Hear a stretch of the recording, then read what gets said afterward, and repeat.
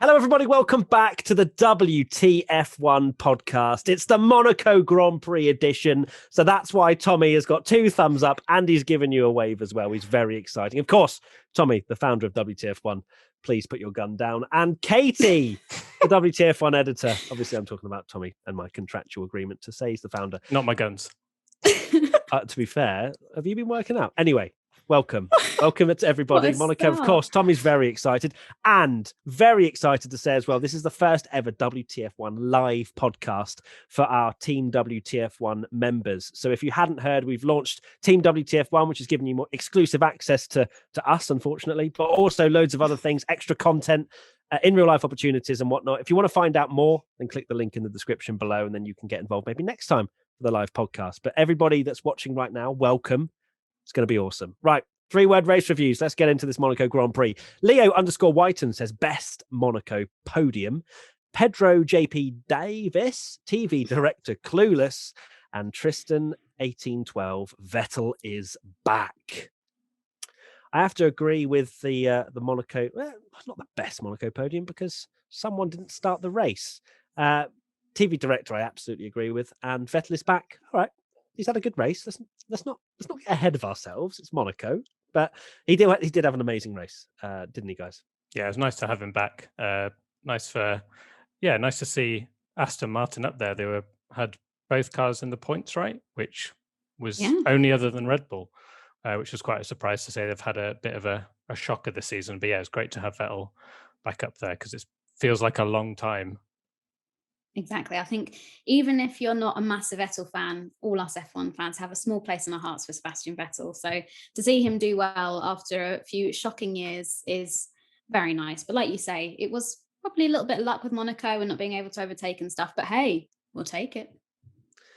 We'll take anything that Monaco gave us, really, because as much as I did come into the podcast last week, was it last week's podcast? This podcast, technically, the preview basically to Monaco, and I was like, you know what, I'm excited.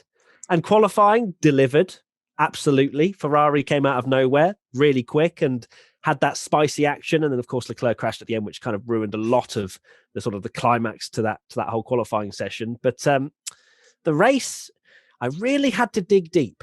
At times, because there's still that element of not much going on track. But I feel like I've grown as a person to understand that Monaco exists for a reason other than pure overtaking action. And I can accept the beauty of Monaco and the challenge that the drivers have. The problem, I think, for me is that the drivers aren't really actually going 100% either, and that's down to the tyres and trying to make the strategies work and whatnot. If they were going full pedal to the metal, having to absolutely whack away every single lap, that was a really weird term of describing going fast every lap, but back with the Bridgestone days where those tyres would have gone for an entire season, that sort of stuff, maybe I'd be a bit more enthused. But it's because I know deep down they're not really pushing. Verstappen's just kind of managing the gap, and yeah, so it was okay. It was fine. Right. So my 3-word race review is The Curse Lives. Now, I also said, I think in the previous podcast, no, Leclerc doesn't have a curse yet. Chill out. He's had a few races where he hasn't finished.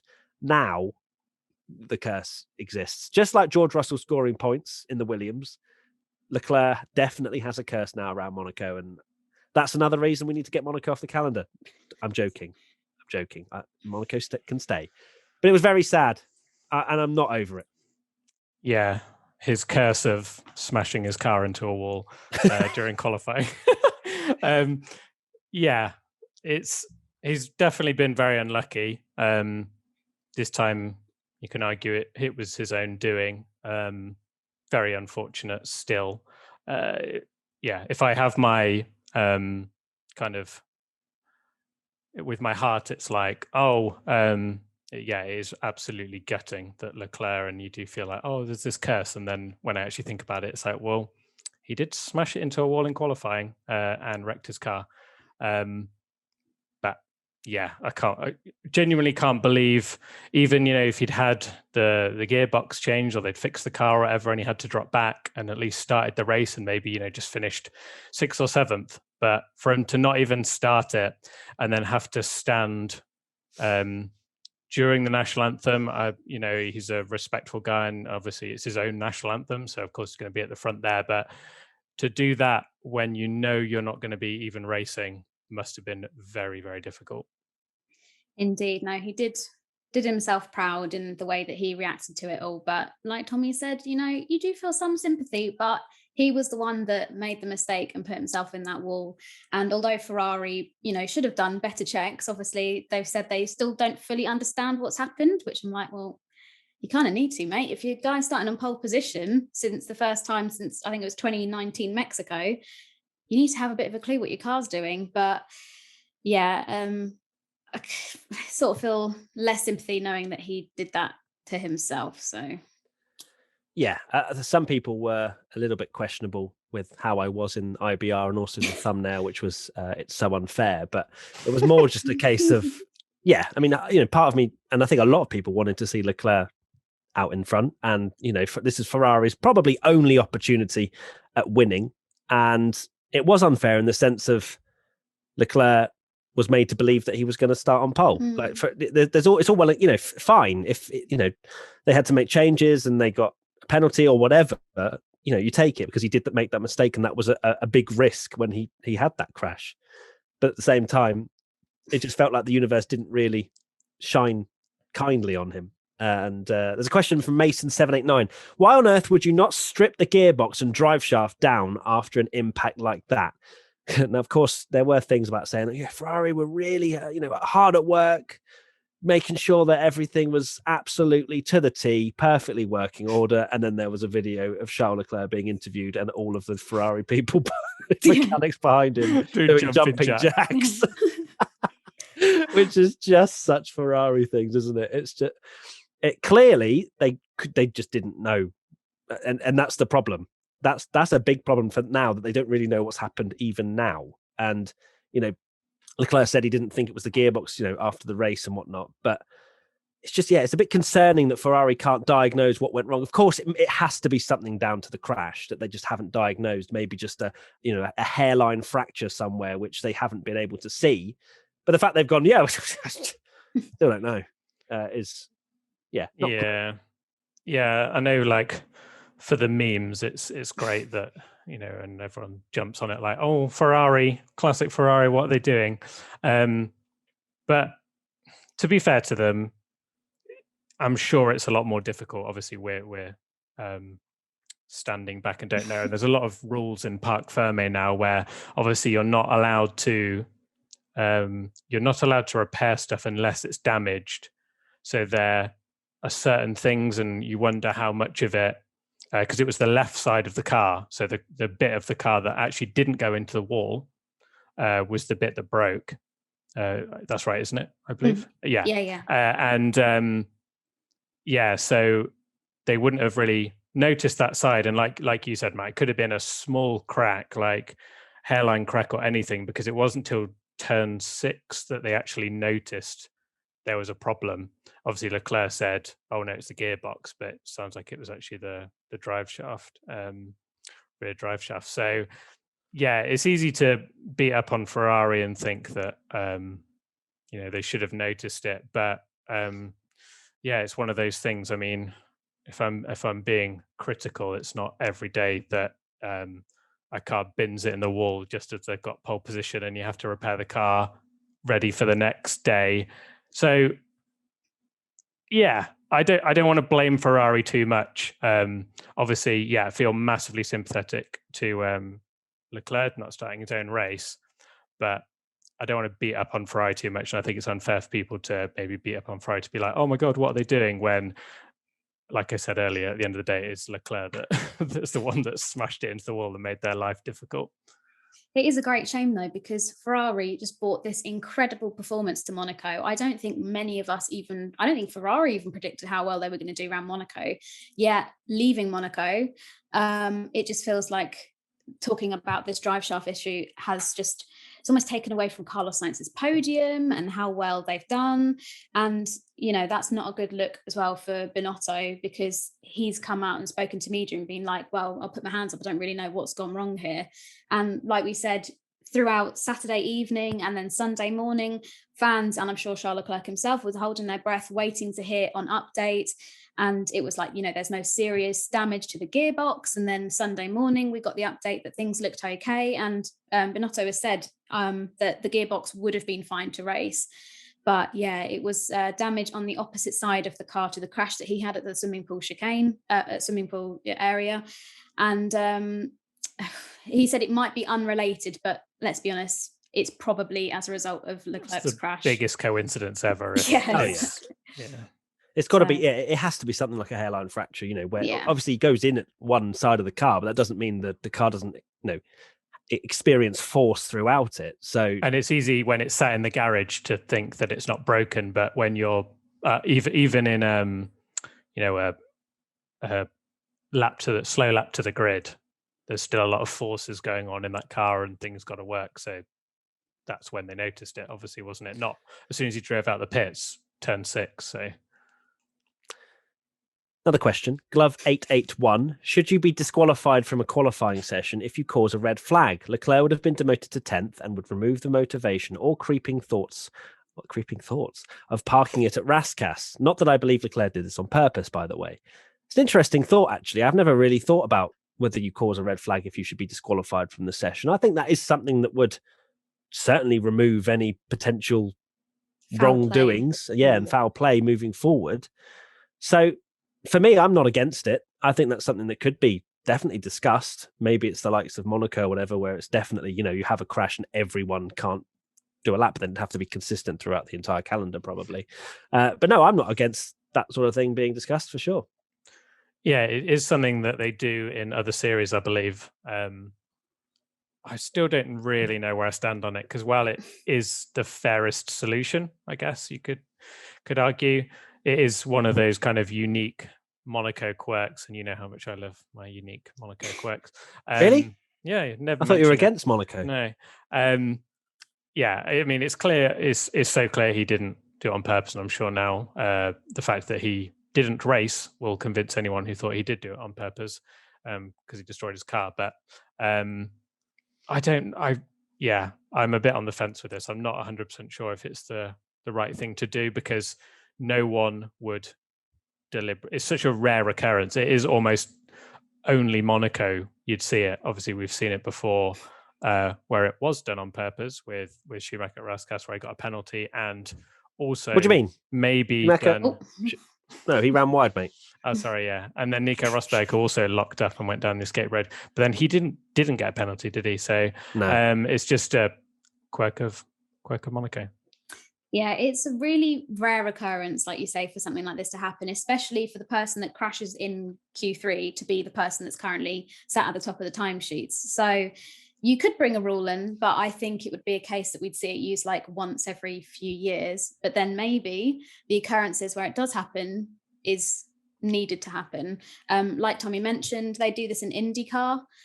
So if you cause a red flag, then your 2 fastest lap times are disallowed from that segment. And segment is like essentially a Q1, a Q2, like we have in F1 qualifying. And they aren't able to advance to the next segment. And I think they do it for yellow flags as well. So, if you were going in Barcelona and you went into a gravel trap or something like that, or onto the grass and caused the yellow flag, then you wouldn't be allowed to advance and have your lap time sort of taken away. So it's a good idea, but whether all of the admin and putting it through the F1 teams and getting a unanimous vote and all this kind of stuff, like if it's worth it for just something that's going to happen once in a blue moon remains to be seen. But I mean, it would make this incident that we saw at the weekend fair, because, the fact is, although Charles, I believe, was a complete accident, and we've seen how self-critical Charles can be, even when he puts in a stunning quali lap and he's always like, no, I could have done better, I could have done this. He wouldn't have obviously wanted to cause a red flag and ruin what was a really exciting qualifying. Like we say, Monaco qualifying is the best bit, and so it seemed to come to such a premature end when we saw Leclerc had smashed his Ferrari up, and then Bottas had to drop off, Verstappen, Carlos, so, and also people that weren't even fighting for pole position. Everyone thought they were going to get pole from their team radio. They're like, I would have done it. I would have done it. Antonio Giovinazzi on pole, he had it first. So we'll have to wait and see. But I think it will be a fair rule, but it's whether we want to jump through all these hoops to get it allowed for something that's rarely going to happen. Yeah, now that I've thought about it, I'm against it. Okay. Just purely because I feel like there would be a lot of room for discussion, because of course red flags are flown because of safety, and I feel like red flags are flown more now than they have been, just purely from a safety perspective. So if someone nips a front wing and their end plate is in the middle of the racing line and they put out a red flag, does that person then deserve to be disqualified? That's very true, actually. Because of that sort of thing. Think of the tiny incidents that can cause red flags sometimes, like you say, a piece of debris or whatever. Yeah. So yeah, I'm against it. There you go. Sweet. So I feel like it would just cause a lot of arguments and whatnot, as you know, and I highly doubt all the teams would agree to it anyway. So, right, next up, Tommy, 3-word race review, please. Mine is lots to enjoy. What could that possibly be? This is sponsored by the Positive Monaco. Sponsored by the Monaco TV direction. Yeah, I'm not going to pretend that was a good race. Even as a we'll clip that. Even as a Monaco lover, it's a shame that we didn't get a yellow flag safety car or even a single on-track overtake. Because I don't mind that you get 2 or 3 overtakes in a race, but at Monaco, because it's different. But it would have been nice to at least see one. We did. Mick Schumacher on the inside of Nikita. I guess lap 1. Yeah, but yeah, I said this on Twitter, and some people agreed with me. Some people were very angry, annoyed that how dare I people annoyed people on on Twitter were very angry and annoyed that how dare I take positives out of a sport I enjoy and love and enjoy. But F1 while isn't a sport, what are you on about? Sorry, not a sport. While the race was dull, at a normal track, we wouldn't have had, let's be honest, a Leclerc pole. We wouldn't have had Carlos Sainz and Lando on the podium with Max. We wouldn't have had Hamilton finishing 7th. We wouldn't have had Vettel finishing 5th.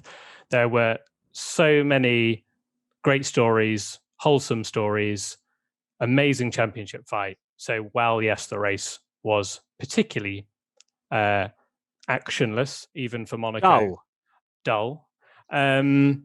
I enjoyed it, and I think there's been so many positives to go out of it that it was a satisfying race for me. I thought it was very good.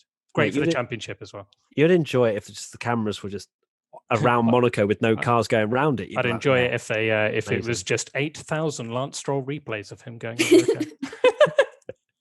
Well, no surprise that Tom has taken positives out of Monaco. How dare I? I knew there wouldn't be anything different to that. We've pretty much made our feelings clear on Monaco. Katie, are you also taking positives from this, or are you a bit more on the fence? I'm being optimistic with Monaco. I think, like Tommy said, we never thought coming into Monaco that we'd have Leclerc pole. I predicted a Max win, so that's not too surprising. But to have Carlos and Lando on the podium was also really great. And like Tommy said, very wholesome. And it's good to have some nice news stories and happy tales from that side of thing. Would have been good to see Leclerc and Bottas up there, but I'm just grateful it's not another Hambot Ver, to be honest with you. I'll take whatever I can. and the crazy thing is, if Leclerc and Bottas were both still in the race, Hamilton would have finished 9th, which is quite preposterous to think. We'll get onto his race shortly. Question from new WTF1 team member Ender. Can Lando now officially be considered in the same category as Verstappen and Leclerc as the next big title contenders in F1? Of course, we just mentioned the amazing podium. Lando being one of them in 3rd place, and a very strong season so far, it has to be said. He's wiping the floor with Danny Rick, apart from maybe Spain. Yeah, I probably wouldn't put him in the same realms as Verstappen and Leclerc yet, because we haven't seen him right at the front of the field. Can he win a race? I have no doubt in my mind that he will, and he will be in that same category. But until he's proven himself, I think it's a little bit premature to say that he is a Verstappen or a Leclerc, because, it's all well and good doing well in a not a rubbish car, but a midfield car or top of the midfield car and getting good results. It's another thing performing in a top car week in, week out. So for me, Lando is really impressing, and he's probably one of the drivers of the season. He's 3rd in the championship again now after Bottas's DNF. Of course, Bottas not getting great luck, but still, Lando's doing amazingly well, and I can't really fault him, to be honest. He's he's maybe pushed a little bit hard in qualifying, a little bit overstepped the mark. But I think that's just purely from a confidence perspective and knowing that if he hooks up a lap that's absolutely brilliant, he's going to be right at the front of the field. So yeah, good on Lando. Yeah, after Spain, I was a bit like, oh, is this going to be another season where, Lando didn't do badly by any means last year. He was very, very impressive, and the year before. But there was part of me after Spain when Danny Ric got back on top that I was like, oh, is this another season where Lando gets an early podium, like loads of really good results, he's third in the championship, and then things start to get back to normal and he's kind of more on par with his teammate rather than absolutely dominating him. If this is the kind of if Lando manages to do this all season, that's when you can start talking about Lando having that talent to be able to, challenge for the likes of these, the two top young drivers in Leclerc and Verstappen. But like you say, not that it's easy, but we've seen the amount of pressure that someone like Max Verstappen is under. Racing for a championship against Lewis Hamilton is very different to beating the rest of the midfield, isn't it? Let's be honest. But can't take anything away from Lando. He's been unbelievably impressive and probably one of, if not the most impressive driver this season so far. You think back to McLaren when they were McLaren Honda, and even like when they had started their partnership with Renault. If you had said that by the 2021 season, they'd have 2 podiums within the first 5 races, I think we would have probably laughed at you. It's just mad. But yeah, Lando is really proving himself to be a good competitor. I mean, I've always respected Lando. I thought he was a great driver, but this season he's just proved himself that he's better than I think quite a lot of us actually expected.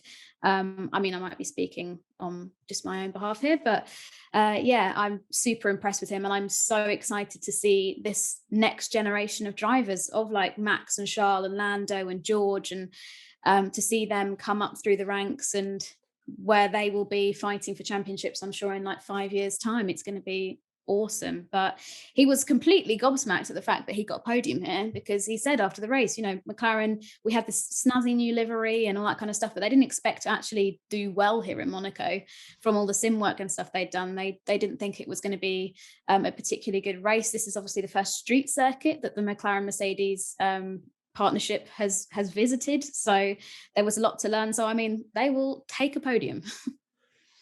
They will indeed. Another question from a WTF1 team member, Mark O'Hare. What is your opinion on Danny Ric's struggles? Is the car more suited to Lando, and does Daniel need more races to settle and get up to grips with the car?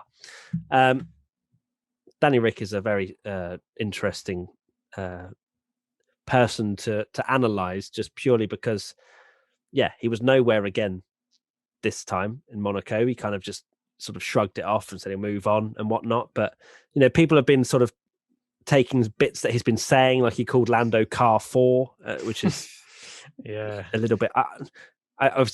We know Danny Ric is quite playful and quite, he doesn't really mince his words with some things. So I think there is probably a little bit of sour grapes with that, just purely because he doesn't want to be shown up by a new kid on the block, in inverted commas, because it makes him look bad. So especially when he's getting lapped by Lando. Of course, it is Monaco and you get stuck behind cars, but I think Danny Ric was actually in relatively clean air at some points because he was so far behind the Alphas and whatnot. So yeah, it's a weird one, because Danny Ric does tend to not lose interest, but he'll jump teams pretty quick if he doesn't think it's working out, right? That's what he's done.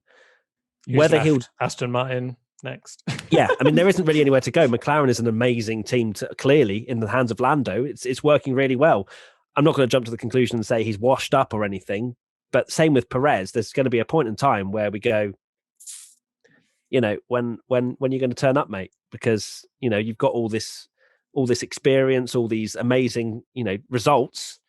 When are you gonna start actually getting the performance out of that car? I say Perez. I mean, Perez had a decent weekend, but he had a poor qualifying. So, yeah, let's weigh that one up. So yeah, interesting. Yeah, I can't again, like you, I'm kind of a bit miffed by it all, especially, Monaco, it's Danny Rick circuit. Scored so many amazing results there and got a win there and had a win almost another win. It could be a 2-time Monaco winner. So it's one of those things where I want to say, oh, well, he needs to get up to speed with the car. But Carlos Sainz has been unbelievable since, he has been so good getting into that Ferrari against someone that's like Charles Leclerc and is just up to speed straight away. And I think that has really shown Ricciardo up even more, that Sainz has jumped into the Ferrari that everyone said, oh, Netflix, what's he doing going to Ferrari from McLaren? And Sainz has been amazing. And Danny Rick is just taking seemingly a long time to get up to speed and is just not happy in that car. And of all the races for it to happen, Monaco is not what I expected to happen. I Run These Streets was what was ironically on his helmet, but not a great advert for yourself. But I mean, like you said, this is a great track for Ricciardo. He's got his most points here that he's got at any circuit in his F1 career, so he obviously knows this track like the back of his hand. And whether he's just got to McLaren and maybe he's not quite gelled with the way that the team is working, or I mean, with Ricciardo, he seems to have a slightly different way that he approaches things. Obviously, he might not be sharing all the time that he's in simulator on social media compared to somebody like Lando, who's always, showing pictures to his Instagram story that he's there. But maybe he needs to actually frozen.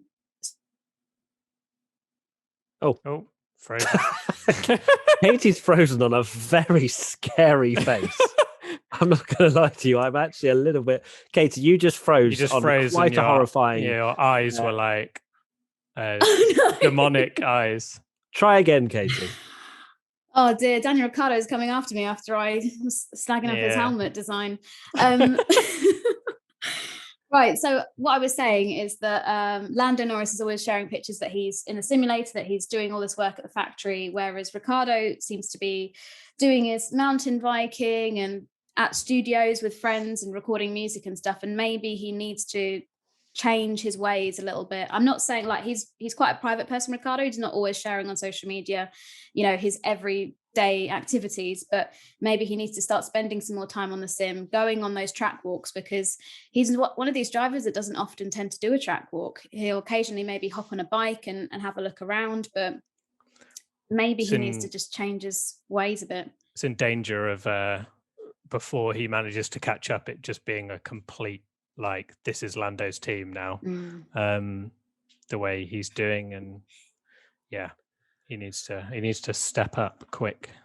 He does, especially when the thoughts around going into the season was that he was going to be at least on par with Lando straight from the get-go, just considering his experience. But it hasn't been the case. It hasn't been the case for Alonso at Alpine. It hasn't been the case really for Vettel at Aston Martin, apart from this great performance at Monaco. So I guess his saving grace is that the older generation of drivers have maybe struggled a little bit more to get up to speed. I say older, like Danny Rick's, ancient, but he's not. But at the same time, he's older than the likes of Sainz going to Ferrari, for example. So very interesting. Obviously, we're going to try and not jump into too many conclusions, but at the same time, they got to start performing. That's why McLaren has got Danny Rick on board, because they expect him to be a consistent driver that can help McLaren take it to the likes of Ferrari that could have easily scored a lot more points this weekend. Right, another question. I'm actually going to loop back to Monaco very quickly, because there's a question which I'm interested to see how Tommy reacts to it. Brown 157A, how long can F1 keep selling Monaco to the casual fans? With trying to make F1 more inclusive, it's really not a good track to sell it. I appreciate that it's a test of the driver's skill and can see the talent, but I have been a fan for years. Joe Bloggs isn't and won't appreciate it. Wrong.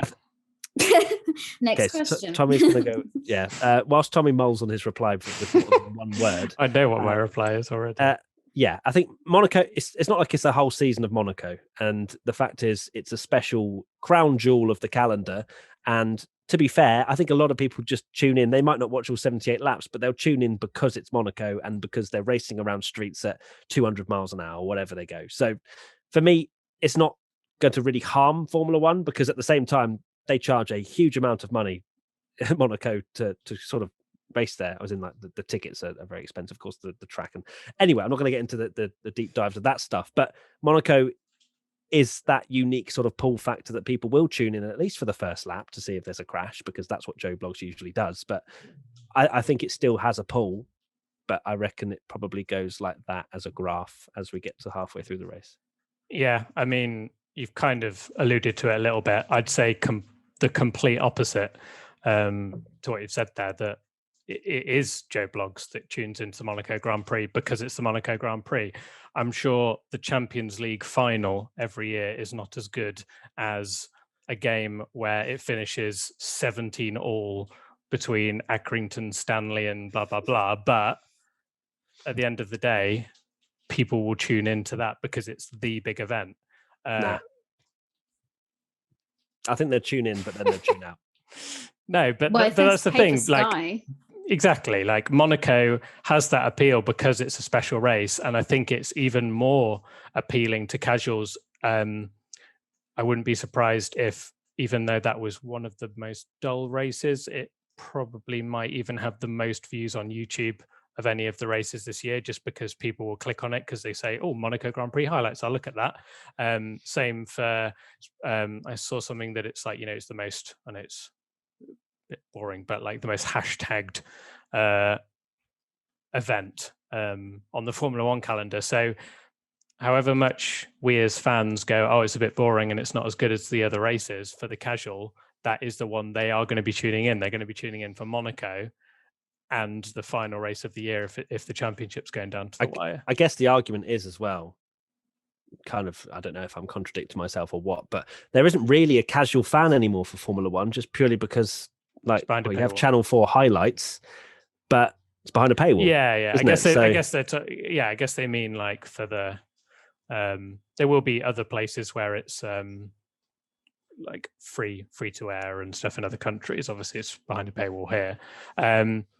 But I'm always gonna support You'll it. Fight Monaco. I think fight for Monaco to exactly. I think Crofty actually put it really well in the race when I think Brunder was talking about all the history and all that, and then that's always the argument, isn't it? That's like, well, forget the history. What else is there to enjoy? And I think Crofty said it very well, where he's like, it's a world championship, and to win a world championship, you have to be good at lots of different things about a Formula One race, and you've got to do well at Monza, and you've got to do well at Monaco, and you've got to do well at everything in between, and that's part of it. It's a different challenge.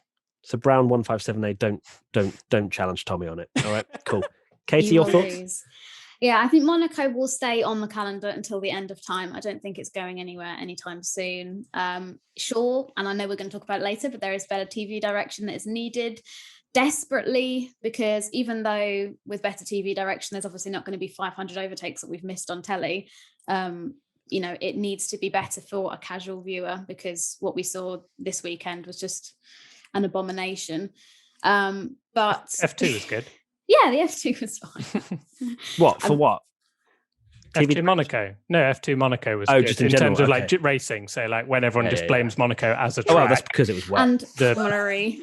And Formula E, exactly, which was dry. It's the cars are woeful, and I feel like next year, while it's not going to, I'm not going to pretend there's going to be 500 overtakes at Monaco next year, but there might be 4 or 5 rather than 0, because it's literally impossible in these cars, and they've completely outgrown them. So thank goodness they're going. Thank goodness. Wow. And not Monaco. Goodness. Yeah. Wow. Okay. Well, we'll see if you're saying thank goodness the cars are going when we have some team, maybe Mercedes, 2 seconds clear of everyone else by the start. Yeah. And Max wins the World Championship this year. And I'm like, oh no, we've got to go back. Yeah. Go back. Katie, 3-word race review, please. Mine is Max needed this. And that is referring to the fact that Max needed to win in Monaco. It's something that Jenson Button said at the end of the Spanish Grand Prix. Red Bull have a great history here. And ultimately, although we were only 4 races in before Max won this 5th race of the year, Hamilton was slowly creeping away with that title. I'm not saying it was championship over, all that kind of stuff, but Max needed to balance things out a little bit more, because if we'd got to race 5 and it was 4-1 to Lewis, then we might be in a bit of trouble. But he did it, which is excellent, and now leads the driver's title, and Red Bull lead the constructor's title. So This is what we wanted when we started the season. It is. I'm with you in the sense that, Max needed to have the momentum swing back in his favour a little bit, and the fact that he's leading the World Drivers' Championship for the first time ever in his career is it's quite something. And you could argue that what he also needed was Lewis Hamilton to finish 7th, which yes, because Hamilton's that's the thing. People have sort of been quick to jump on it, like, oh, does Max have the minerals? Matt's favorite phrase, to win a championship, and he's been very unfortunate that he's had an absolutely unbelievable start. Yes, he's made some little mistakes like track limits, some very small mistakes, but he's finished first or second in every race. But his problem was the fact that Lewis Hamilton stepped his game up even more, so he definitely needed a Lewis off weekend. Don't know if it's just me, Katie, but does Tommy sound underwater now? Yeah, it sounds like he's made his way into the swimming pool at Monaco. Literally. Really? Yeah, there you go. You're better now. Oh, okay. Whatever you just did, you literally sounded like you were in a goldfish bowl, mate. So I just love Monaco so much, I just went for a dip in the swimming pool. I thought I was tripping for a minute. I was like, what's going on? Anyway, yes, Max did need this. And, it was very good for the championship because Red Bull now lead the constructors by 1 point as well. Zazomga. Could Max have held the field back to get Perez a podium? No, come on.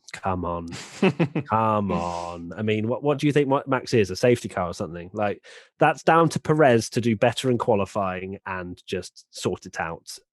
Max isn't going to be his babysitter and, just choo-choo train and just wait for everyone. Like, he's never going to put his win in jeopardy to potentially get Perez higher up the field. I mean, 4th place was a decent result for Sergio considering where he finished. But yeah, I mean, Max is just focusing on his own race, his own championship. Red Bull want to win the drivers as well as the constructors. There's never going to be a thought there. 100%. You don't mess around at any track, never mind Monaco. And, if Verstappen's back in the pack up, what's to say that even though overtaking is almost impossible, that Carlos Sainz doesn't fancy getting one over on his old teammate that, sees the first win in his sights and goes for an absolute dive bomb and crashes into him. It's just not worth risking anything like that. They'd just be so silly to do. I think, yeah. Although a Perez podium, I'm sure would have been lovely for lots of people who would like to see that, me. But Checo did a great job in the race. He started 9th, which probably could have qualified higher up the grid had the session not been red flagged. Promoted for 7th. With all the issues with Bottas and Leclerc, and finished 4th because of a really good strategy from Red Bull. So, yeah, I think he'll take 4th. It's early days. We've got time. Well, do we? I mean, that's the thing. Thank God Mercedes had a horrendous weekend for the constructors. Otherwise, they'd still be relatively clear in that title race as well. So, yeah, I mean, it was a good race performance from Sergio, but at the same time, yeah, okay. So his final run obviously got hindered, but then his first run was shocking. Is that basically it? Yeah, I think so. Yeah. So, I mean, that's the risk you run, though, isn't it? You have to perform straight away at Monaco in qualifying because there could be a red flag, and there was. So, I don't have much sympathy for Sergio because obviously Max was on the front row of the grid. So there's again that gap that sort of 4th or 5th that Red Bull need him to start. Because if Sergio starts 4th, he's beating Lando to 3rd place or, somewhere around there. Yeah. Obviously, if Leclerc and Bottas still have their problems. But yeah, I don't know. It's still not, it still doesn't feel like it's a driver of the day performance or anything like that for me. He almost got Sergio. It as well, driver of the day, whereas it's preposterous. It's if anything, it's the team for doing a fantastic strategy for him. They just left him out, didn't they? And he had good pace and fair enough, he did. He made that strategy work, and obviously, a team didn't make that strategy work because they pitted him early. But we're on to that very shortly. IK Catcher: would Max still win the race if Leclerc didn't have his gearbox issue? No, I think if Leclerc gets off the line well, I think in that Ferrari they had more than enough pace. They would have had signs behind as well to basically rear gunner in a sense the Max sort of undercut potentially. So I don't see how Max would have won that race if Leclerc got off the line. Yeah, it's hard to know, isn't it? I mean, obviously he wouldn't have been able to overtake him, but I think we would have had a lot better race because it was clear that Leclerc wouldn't have had the same race pace as Max, while Max wasn't exactly going flat out. He obviously could pull like 4 or 5 seconds on the lead, but I think... Why are you underwater again? I'm not underwater again, am I? You are. Whatever you're doing, and then as soon as I tell you you're underwater, you sound Maybe I just clear hold. again. Am I clear now? Yeah, you're Yeah. clear as anything. I'm going to hold this because maybe it's just broken. But yeah, I think if Leclerc had managed to lead, there would have been a lot more of a like classic Monaco traffic jam where it would have all come down to whether you get your pit stop right, whether that's undercut, overcut, because that's I don't know. crazy I thing don't about think Monaco. Ferrari had that worse of a pace. I mean, Sainz had to follow Max, and I'm not following going to Max say that like he wouldn't have had enough pace to win, but I think Max would have probably been on his gearbox until the pit stops, and then it just comes down to who. But I guess what we're doing is we're kind of comparing Red Bull in clean air, Verstappen, against Sainz, who we kind of would expect to maybe be a 10th, maybe 2/10 slower in race trim if we're looking at the rest of the season. And of course, Sainz was close to Verstappen at the start of the race, within a couple of seconds. And if you follow a car at that, that close, your tyres are going to hurt. And that's exactly what Sainz said, was that he had blistering, I think, on his left front. And that's what caused him to have that drop off of pace. So if Max then has to follow someone in dirty air and sliding around a little bit more, I feel like he's probably just going to be stuck just like Hamilton was further back down. I've gone for, I said, I think he would have won the race, Verstappen. But I mean, it's very easy to say that because we'll never know. But we've seen how aggressive Max is when it comes to his starts. So perhaps there might have been room for something there, even though we're starting on the dirty side of the grid. But the Honda power looked pretty strong, but then so did Ferrari. So basically, I've just contradicted myself. I don't think he'd have got into turn one in the lead after that start he had. It was pretty, you could tell he was on the dirty side, but he was just like, I am not letting Bottas through no matter what. And that's exactly, that's the only place he really would have lost the race is turn one. So, he did exactly what he needed to do there. Moving on to someone or some team that didn't do what they needed to do. And Hamilton was very, very blunt with his interview replies of how the team messed up, not him or a collective, just the team. And that's, of course, the Mercedes nightmare. Big C Duerksen. What happened to the Mercs? Did they bring an upgrade that went the other way? Was it just the drivers not feeling confident? Why were they so off the pace in quali? They were just not great. That they coming into this race, they thought that Red Bull would be stronger, and perhaps even Ferrari, just because of the slow speed nature of how their cars react. Ferrari, especially, was it the last sector at Spain? They were really good because it's slow speed. So Merc clearly, with the technical regulations and that loss of rear downforce and whatnot, has just really affected them generally as a package in Monaco and any sort of slow tracks. There's a lot of slow corners, and they just weren't able to really bring it back. Bottas did a pretty good job in qualifying, considering where Hamilton ended up. But it just seemed as though they couldn't get their heads around exactly where they were losing the pace, and they'd reckon it's going to be the same in Baku as well. Yeah, I mean, Bottas could have finished second maybe, so wouldn't be an awful result, but the fact that the only car that finished seventh made it look even worse, like they were really slow. But I think part of that was Monaco is one of those tracks where sometimes Mercedes aren't quite on it. We've had it before where 2018 absolutely wiped the floor with everyone, but Red Bull could win because it's more suited to them. And I'm probably going to get cancelled here from Team LH, but I don't think that Hamilton sometimes just has really off days at Monaco, and I think this is to his credit that he's won that race 3 times, and here's me saying it's not one of his better tracks, but it is true. He obviously inherited the lead from Ricciardo. It's one of those. He's had races in the past where they've been a bit sketchy, and Rosberg would tend to get one up on him when they were teammates at Mercedes at Monaco. So it's not his best track, even though he has won it 3 times.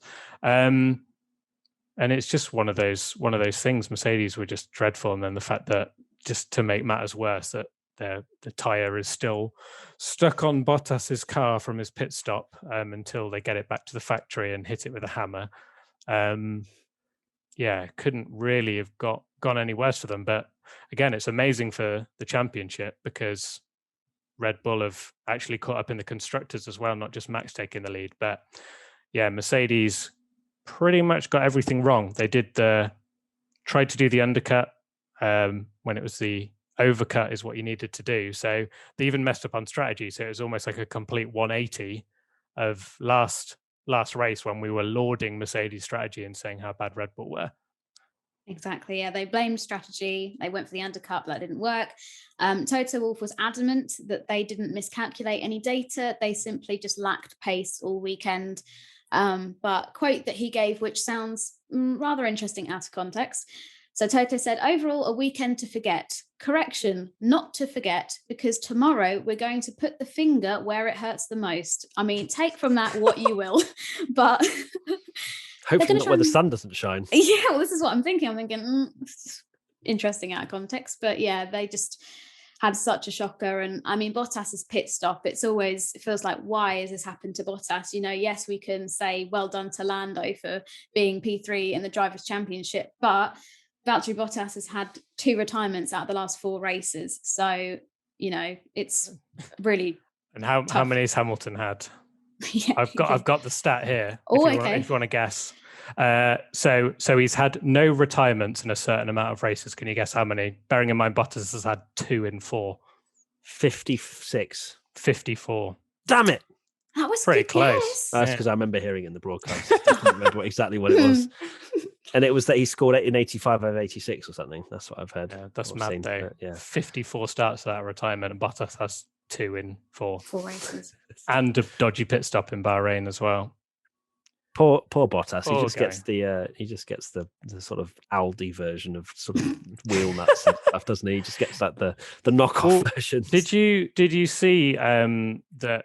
So the reason for it was that the gun actually sheared the nut. I don't know why I said nut so weird. The nut. And it ASMR. took the face off it completely, so they couldn't get it off. Which is why it's still there. And obviously, if you've seen our article and stuff, it's still on the car. They cannot get that wheel off until it goes back to the factory, which is crazy. But one thing, I think it was Sam Collins mentioned it on Twitter, that a massive risk that Mercedes then pitted Hamilton just to get an extra fastest lap point when their wheel gun essentially obliterated their wheel nut in the last. That's a big risk, because if it happened again, he'd have obviously been out the race. Yeah, they describe, well, James Allison, who's technical director at Mercedes, described it as if you are building some furniture or something with your Phillips screwdriver and you put like a wrong screw or something on it and like wear away at the grooves in a screw. That's essentially what happened, but with a big tire. So in a race. So quite important. Yeah, not good.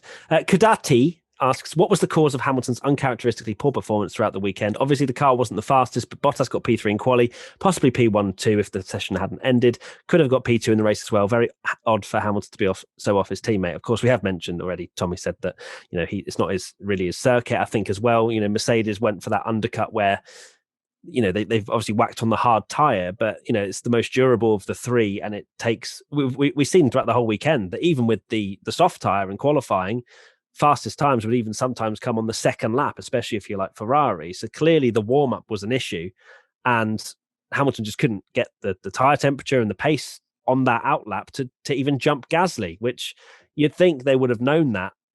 You know, it's clearly it was a miscommunication, because obviously Hamilton came over the radio and said, well, I've been saving my tires. Why have you picked me before everyone else? And then they've gone, you know, box. But it's a bit weird that Lewis hasn't questioned it when they've gone, okay, Lewis, come into the pits now. It's a bit, you'd imagine Lewis at that point would go, no, I want to go longer. You know, I want to stay out. The overcut is a thing that can happen at Monaco. It happens a lot. It's very, very rare that we get that nowadays, because, you know, you put on fresh tires and second you come out of the pits, purple sectors, and you're going to easily overtake your rival. So you want to be in the pits first. That happens a lot at Monaco. Monaco is purely because of the traffic. the opposite. So they must have known that, but they took a risk. And again, it's the classic thing of hindsight. If it worked, it would look a genius, and it didn't work, and they look really stupid. Yeah, it's So, well, a shame that, well, some people might not say it's a shame to see Hamilton so far up the grid, but, you know, we'll have to wait and see how they get on in Baku. I'm sure it'll be 1-2 again, and we'll just be laughing at these conversations.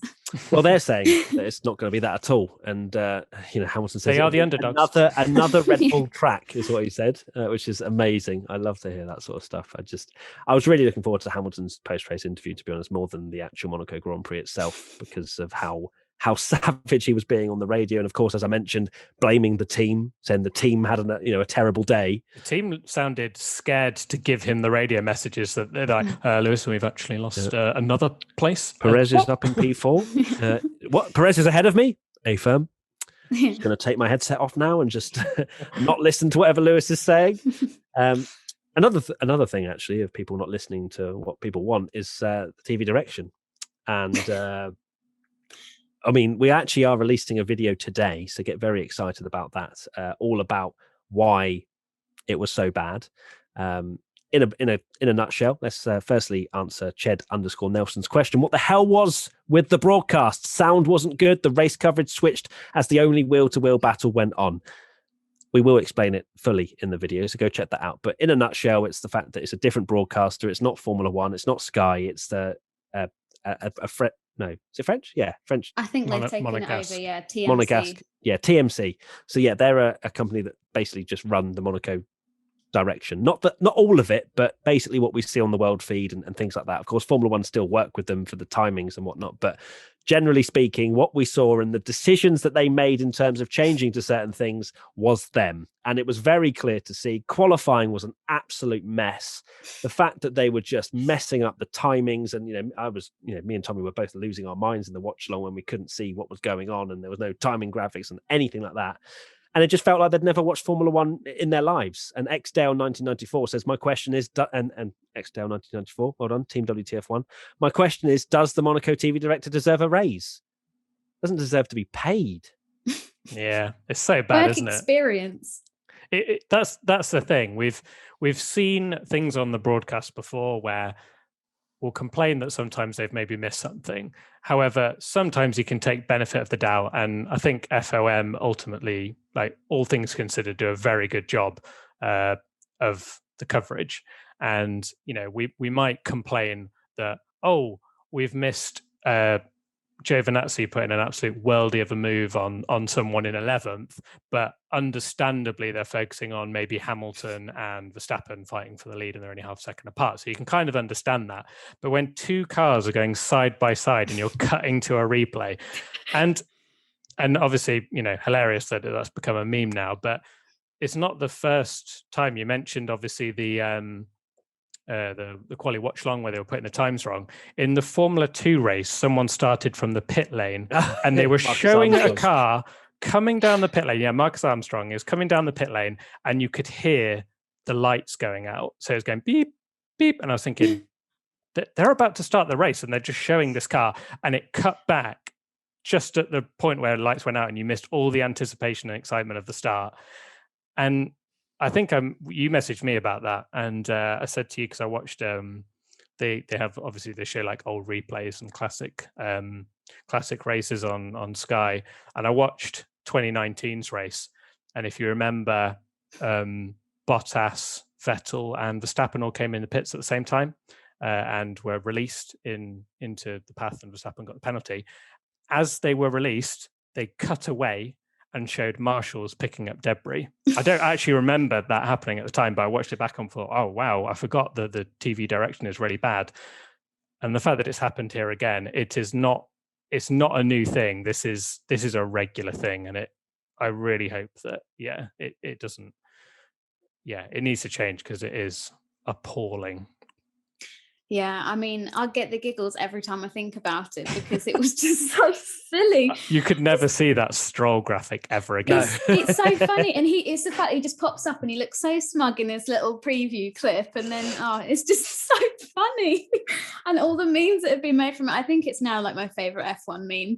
And I've noticed this morning that Formula One or FOM or whoever are now deleting all of these clips because they're obviously massively embarrassed. And I mean, as well as breaking all the laws and showing the footage and stuff. But not ideal. And, listening to Sky, listening to the Channel 4 coverage in the UK, it's funny, like watching the Channel 4 yesterday, because like I knew that this was coming, but for obviously Alex Jakes and DC and Mark Webber, they had no idea it was suddenly going to cut away. And I mean, DC was absolutely fuming. He was like, I'd just like to make it very clear that this is an independent TV direction. And, they need to go and all this kind of stuff. But yeah, Monaco is the only race on the calendar as well where they have like the local TV directors do this. It's been in the past that BBC and ITV have done like the British Grand Prix, and they've had similar things in places like Japan, but F1 has slowly taken back control of all of the TV direction for the races, apart from Monaco, and it shows, because it was just terrible.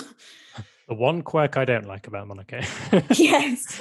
Yeah, it's not even when Formula One fans realise that there's problems going on, is when it just takes away from the experience, especially considering it's behind a paywall for the likes of us, and then they're doing that as the footage, and it's almost worse because of Formula One taking it in house and doing a clean production every single time. Almost, of course there are mistakes, but it's never as big as what we saw in Monaco. It makes these errors look even worse because of what they're doing. It was just so frustrating. And then not only that, to then start showing the replay and then cut to Perez coming in the pits. I mean, what are they doing? It's just we don't need to see the replay. Nothing really happened. Perez it genuinely was the only bit of action in the race as well, like side by side action.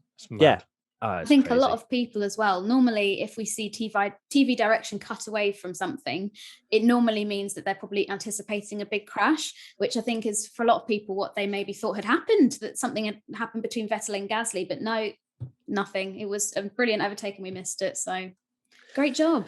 Well, hopefully that's their last ever Monaco Grand Prix. I'm certainly doing my best to raise awareness on every social media ever. So we'll see. Manifesting. Yeah, exactly. I mean, it just there's no point. There's literally no point in doing it. So we'll see. Right, Tommy, play the jingle. Now it's time for WTF1. What an experience.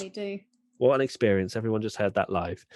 Right, ABCDF1 time. Remember, you can vote too, which is a very exciting segment now where you can have your own say, because I know a lot of you get very, very angry with voting and the things that we sometimes say. So go to WTF1.com after the race and you can vote too. Simples.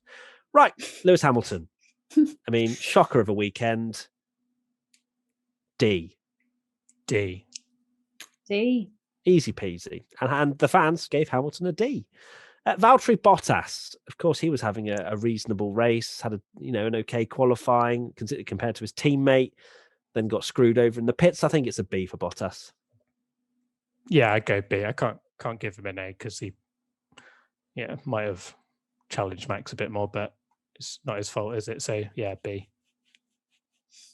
That's a disagreement face from Katie. I can see it. What are you going with, Katie?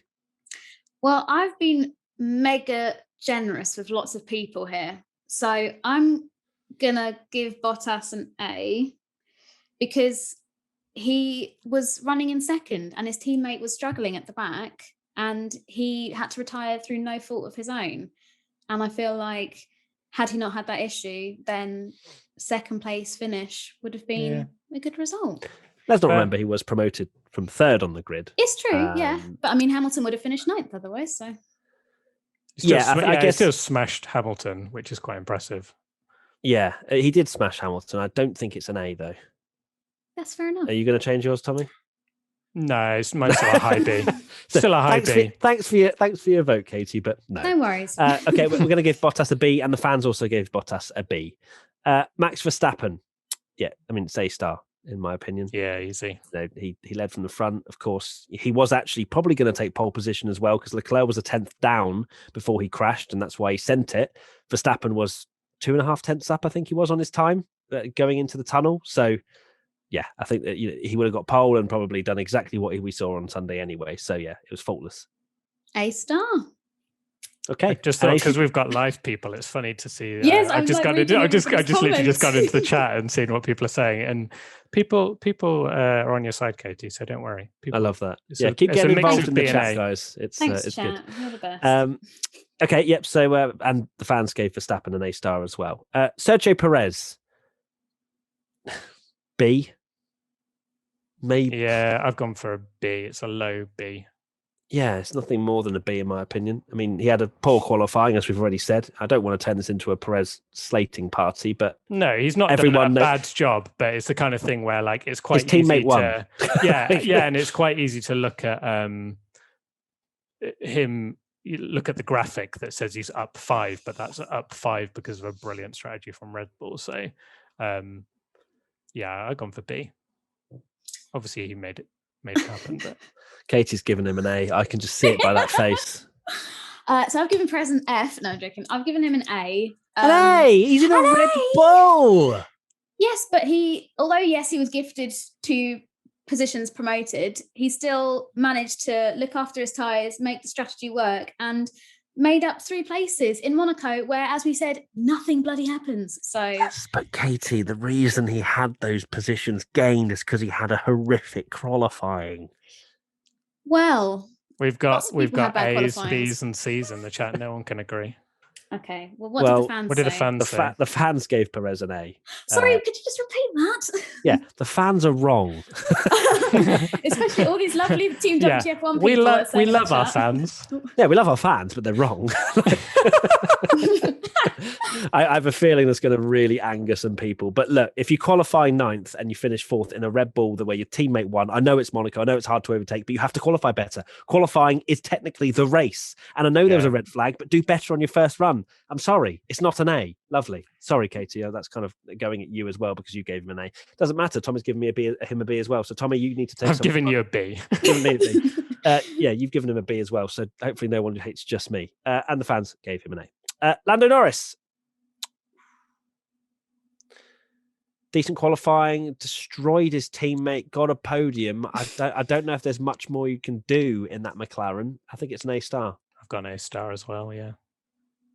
I'll give him a B. Yeah, I give Lando a C. No, I gave him an A star. This is what I've you know the Oprah gif where she goes, "You get a car, you get a car." Yeah. I've given a lot of A stars here, so maybe it's just the Monaco effect is having on me. I'm just awarding anything. You're only given 2 A stars. It's all right. There's some more to come. Oh Jesus. I know. Okay. Wow. I don't know one's if coming it's for just... Vettel, 100%. Right. Yes. So A stars all around, and Lando also got an A star from the fans. Daniel Ricciardo. It's a shocker of a weekend. Got lapped by his teammate. I'm thinking if that's Alex Albon in the Red Bull last year, I'm giving him an E. So I feel like it's gonna have to be. I've written D, but I'm actually now you've said E. I'm almost. It is an E. It was. Where did he finish? 12th. 12th. Yeah. Started 12th when people dropped out as well. Yeah, I know. Obviously, it's Monaco, but he just had no pace. Yeah, looking at my grade, I'm going E. Yeah, E. Gonna go E as well. Wow, Kate. Yes, 3 E. Yeah. And the fans gave him a D. Next up, Charles Leclerc. Well, that's very difficult to grade because he got pole, crashed, and couldn't start the race. But you're kind of blaming that on Ferrari. Are we even able to really grade him? We are. Okay, good. Yes. It's really difficult to give him a grade because we didn't see him in the race at all, and we're just judging him on qualifying. But he crashed, so it's a B. I've gone E. Oh, you love to see it. You saucy little minx. Yeah. Wow. Well, I've gone for a B, but yeah, maybe I should bring it down because although you can blame Ferrari for missing a possible hairline crack, Charles Leclerc should not have binned it. So, yeah, but he crashed. But that's literally Ferrari's job is to fix his car. Charles Leclerc's job is to drive the car and not crash it, hon. Yeah, but if he crashes, gets pole and starts the race because Ferrari do their job and repair it, then we're not even discussing this. And then we're giving him a bad grade because he bottled pole position at Monaco and had to start 6th and ruined his race for a crash. So we're still giving him a bad grade. And then he'd have finished.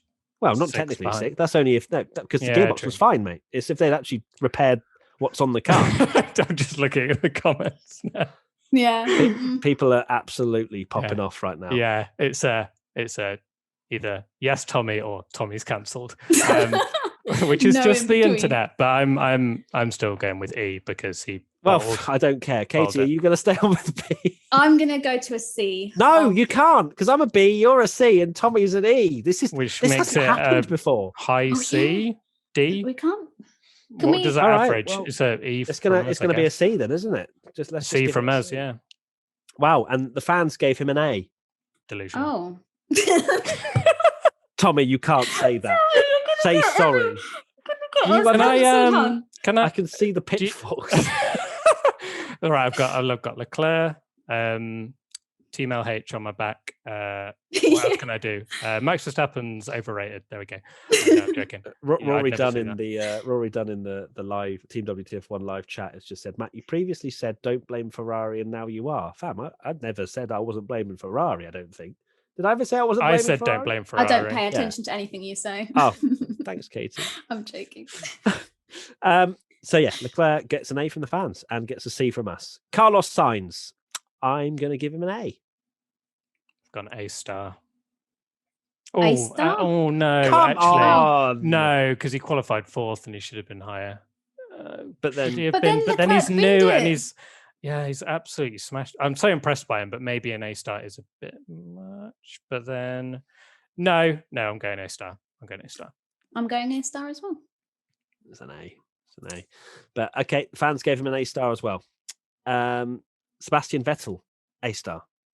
A star. A star, Katie? sorry. Hello, I'm Katie? reading the chat. Okay, A star. and the fans gave Vettel A star as well. Lance Stroll, he also finished in the points. I think it's a B from me. Yeah, I've gone B. B. Yeah, people in the chat saying signs A. Yeah, like that from you guys. You're not Somebody said delusional, don't cancel. listen to Tommy. Liam Plummer said cancel the founder. Yeah, I think we should cancel him, to be honest. Bye, Tommy. That means I don't have to call him the founder from here on in. Right. Yeah, so Stroll got given a B from the fans. Gasly finished sixth, wasn't it? Yeah, nice. Yeah. Head of Hamilton, decent race. Sonoda was absolutely nowhere, so A for Gasly. A, yeah. A for Gasly. And I think Sonoda gets an E. I've gone for D. Mm. How? What do you He mean? kept- He got beaten by Williams. Did he get beaten by Williams? Yeah, he finished 16th, I think. Yeah, he pitted. He tried a audacious strategy and it didn't work. Don't care. Don't care. The reason I'm not giving him such a low grade like because Charles you're a Leclerc fanboy.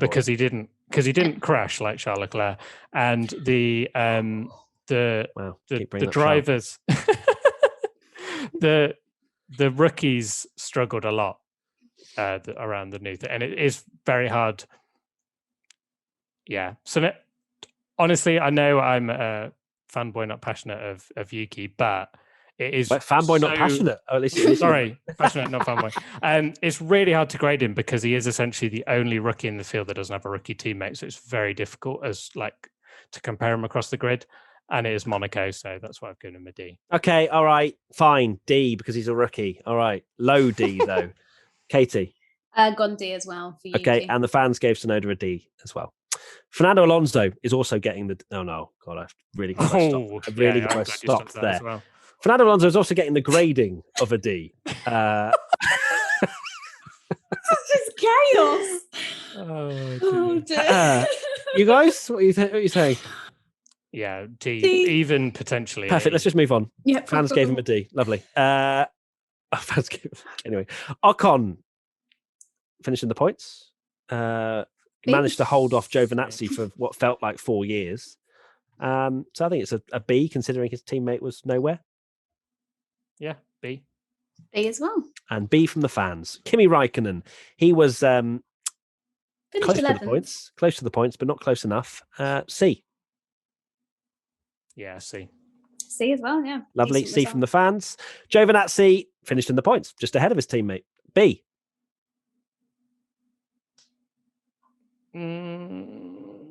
Yeah, it's a high B. Yeah. Got high into B. Q3, which is I super know. impressive. High B. Wow, you were nearly thinking about an A there, were you? I Tommy, was. For a For 1 point finish. Interesting. in an Alpha Romeo. The Alpha, Yeah. the Alpha looked good. Yeah, It yeah. did. The Alpha was looking good. It was definitely a midfield car this weekend. The fans gave Giovinazzi a B. George Russell was pretty much nowhere. C. A pair of C's for both of the Yeah, Williamses. both Williams. Yeah, They were just Yeah, nowhere. And a pair of C's from the fans. Nikita Mazepin ended up beating Mick Schumacher, which is a big result for Nikita. I think I listened to Mick Schumacher's interview afterwards, and he said that he had engine issues for pretty much the entire race, which maybe allowed Mazepin to beat him. But they both finished 3 laps down, which is awful, quite disgusting. How bad is that? Like, I know Monaco's a unusual track, but yeah, that is woeful. 3 So I laps down. guess I think a pair of C's for those two. I've gone C Mazepin, but I don't know whether I should give Mick Schumacher a D because that move was really nice. He cost his team £500,000 from his crash in FP3. He crashed in FP3 and didn't take part in qualifying. We're going back to Saturday practice, are we now? Yeah, to miss qualifying, which is... It doesn't matter. Oh, he's not going to finish. He's not going to start. Yeah, 19th. But you've got to take it into account that, just because you're last, it's like, doesn't mean that if you smash in the wall, it doesn't matter. Yeah, I mean, Schumacher got told to let Mazepin by. He got told. And then apparently they wanted to switch back towards the end of the race to let Schumacher ahead, but Haas denied Schumacher that opportunity, which is why Mazepin finished ahead. But not bad from Mazepin to, keep it clean. I think lots of people came into this weekend with the idea that Mazepin would end up in the harbour. But you know what? I take my invisible hat off to him and say that he did a good job to keep it out of the wall, unlike his teammate who managed to crash twice in the weekend. Sorry, Matt. I love the chat. It's like someone said, give Mick Schumacher an A for the only overtake, and then other people are like D. So I mean, wait, going back to overtakes, Giovinazzi managed a really nice overtake on that one on Esteban Ocon, which wasn't picked up by TV direction. Kelsey Breeze. So did we even get a replay, did we? He Lovely didn't. Stuff. Okay, fine. Mazepin C, Schumacher D. Yeah. And that's exactly what the fans gave as well. Well done. Amazing. Right, predictions for the Monaco Grand Prix. Let's move swiftly on from that absolute chaotic ABCDF1, probably the most chaotic disagreeing thing we've ever experienced. My two, just seen one. My two were Perez not in the top 5 in qualifying. I forgot to write that bit in qualifying. So that's 1 point. No, that is lies. No, it's right there in the document. Perez not in the top 5, half a point. And Verstappen crashes at some point in the weekend. I'm pretty sure he must have tapped the barrier at some point during the entirety of the weekend. So that's 2 points for me. Congratulations to me. Well done. I've got neither Lewis or Max win. I forgot to write the poll, but I forgot to write the poll there. So neither Lewis or Max win the polls. That's a point. And Ricciardo top 4 in quali, which he would have been top 4 in the Formula Regional by Alpine race. So I'm taking that. 2 points for Tommy.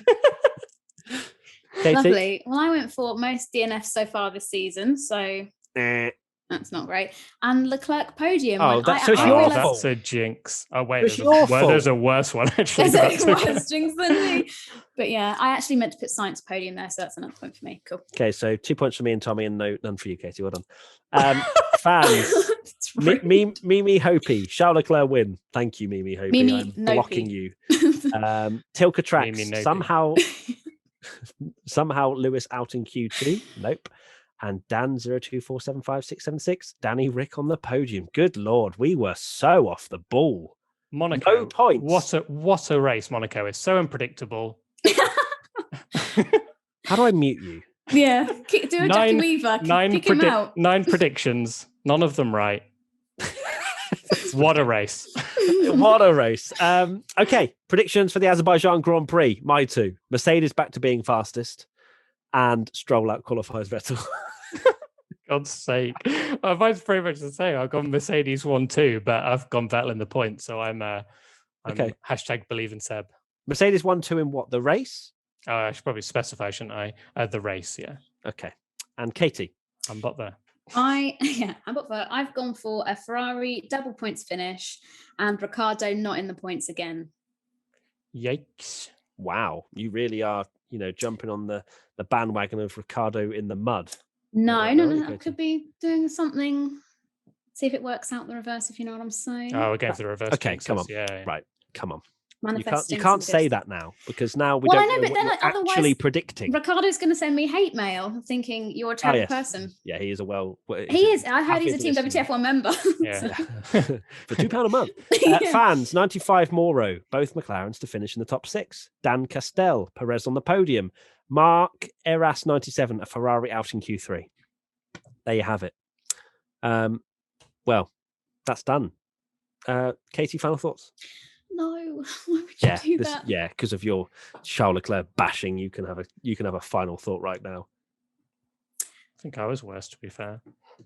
Final thought. Yeah, but I'm used to your. You're gonna have to bleep that out, otherwise we'll be demonetized. Nah, S-bomb's fine. Carry on. My final thoughts is hello to the Team WTF1 members. What a cop out. Wow. I don't have a final thought. I can't think. I don't have thought. I don't have a brain Tommy? capacity. Yeah, just saying I kind of agree with Katie a little bit that it is nice to be joined by people during the podcast so they can correct all the rubbish we're chatting and we can see, oh, actually this happened on lap 32 and not 33, so we don't have to but no, it's very nice to have people on board, and Monaco is wonderful. Can't wait for it next year. Bore off. I'm glad we don't have to have another conversation about Monaco for another year. It makes me very happy indeed. Yes, I echo your sentiments about having people live watching us, which is awesome. It gives us a nice preview as to how much rubbish we're going to get thrown at us by the end when this podcast goes out. So that gives us a nice little taster as to all the hate I'm going to get for certain grades in ABCDF1 and so on. People are saying hi to Katie. Oh, because of it's delayed, isn't it? No, they're just my fans. I just wondered why everyone was saying hello to you. I was like, oh, okay. Anyway, A fan club's just arrived. that's my final thought. Apart from Baku, really looking forward to Baku. Do like Baku. It's Well done, Baku. given us some decent races in the past. Hopefully, we get another one. And fingers crossed, the championship continues to be awesome. Spicy. Katie, you've not said hope. spicy yet. Can you say the word spicy, please? Spicy. And Matt, you've not said minerals. Can you say the word minerals, please? Sorry, am I your puppet? You are now. Oh no, the contractual gun's coming out. Minerals! Right, cool. Thank you so much, everybody, for watching and listening, especially, well, not especially, but it's lovely to have some Team WTF1 members watching as well. If you want to get involved, if you want to join Team WTF1, there'll be a link in the description. And until next time, goodbye from myself, Tommy, and Katie. Adios. Goodbye. Oh, I know my final thought. Sorry if I had. I don't care. Stop the recording. During. Stop the recording. Okay, cool. Bye. No, go on, Katie, say it. I was going to say sorry if my screen froze and scared lots of children watching with my Exorcist eyes. Goodbye. What a lovely thought.